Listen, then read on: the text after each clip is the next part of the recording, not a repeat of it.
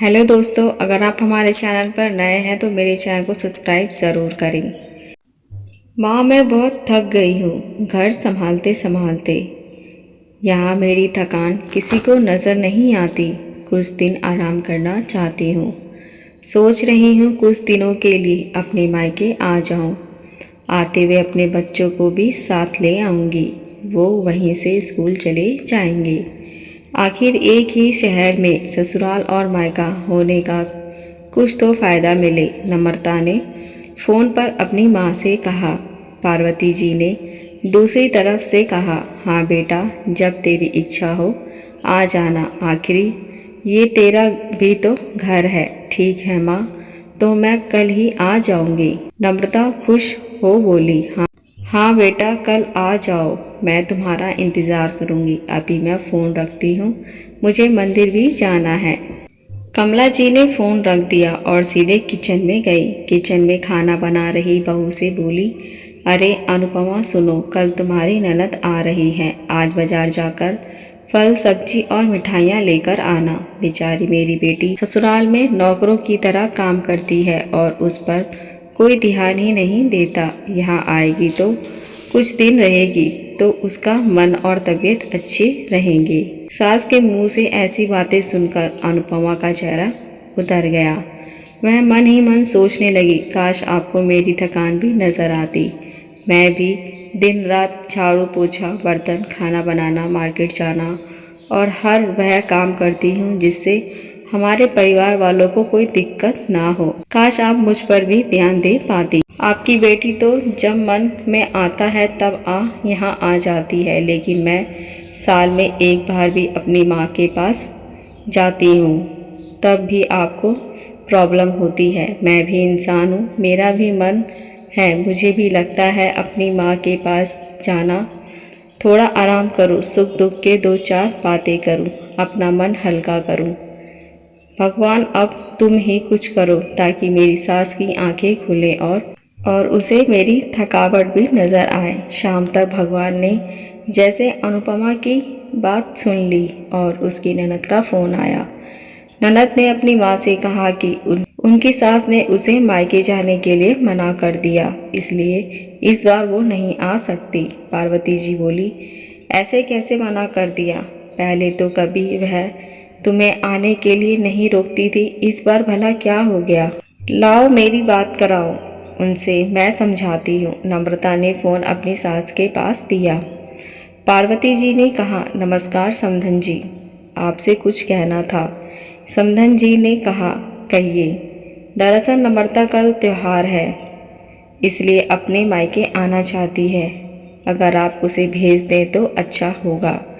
नम्रता की सास ने कहा, देखिए समधन जी, आपकी बेटी मायके जाकर रहे, इस बात के लिए हमने उसे कभी भी नहीं रोका। इस बात से हमें कोई प्रॉब्लम भी नहीं है। कुछ दिनों पहले मैं अपने रिश्तेदार के शादी में गई थी। वहाँ आपकी बहू अनुपमा की माताजी से मिलने का मौका मिला।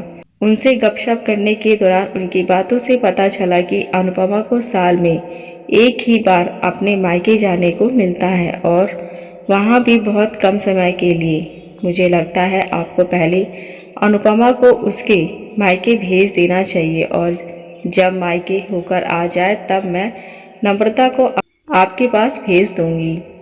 एक बहुत ज़रूरी बात जो मुझे लगता है आपको समझ लेनी चाहिए कि आपको अपनी बहू को भी बेटी की तरह या बेटी से भी ज़्यादा प्यार देना चाहिए। उसे भी मायके जाने की इच्छा होती होगी। हो सकता है नम्रता के वहाँ आने से आपकी आवभगत करने के लिए आप उसे उसके मायके नहीं भेजती होंगी या फिर वह आपसे कुछ कहने से भी डरती होगी।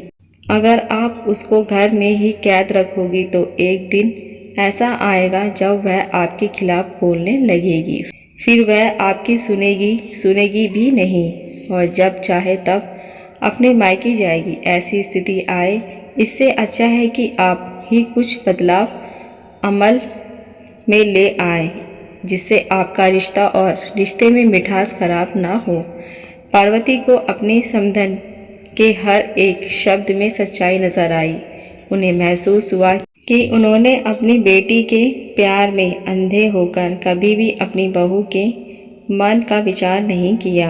उन्होंने हमेशा ही अपनी बेटी को अपनी बहू से ऊपर रखा। दूसरी तरफ नम्रता भी अपनी भाभी के बारे में हो रही इस बातचीत को सुन रही थी। उसने भी रियलाइज़ किया कि वह कभी भी अपने भाभी के साथ ठीक से बात नहीं करती और जब वह अपने मायके जाती है तो भाभी थोड़ी उदास रहती है।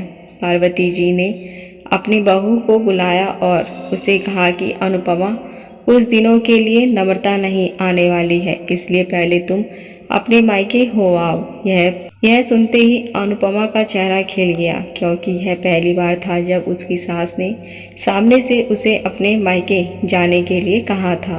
एक दिन अनुपमा अपने मायके आई और इस बार 1-2 दिन नहीं, पूरे हफ्ते भर रह अपने माता पिता से, अपने रिश्तेदारों से मिलकर आई और जब वहां से लौट कर आई तो उसका चेहरा खिला हुआ था, उसकी आंखें चमक रही थी। अनुपमा के आने के बाद नम्रता भी अपने मायके आई और इस बार वो खुद सामने से अपनी भाभी से खुशी खुशी मिली और अच्छे से बात की।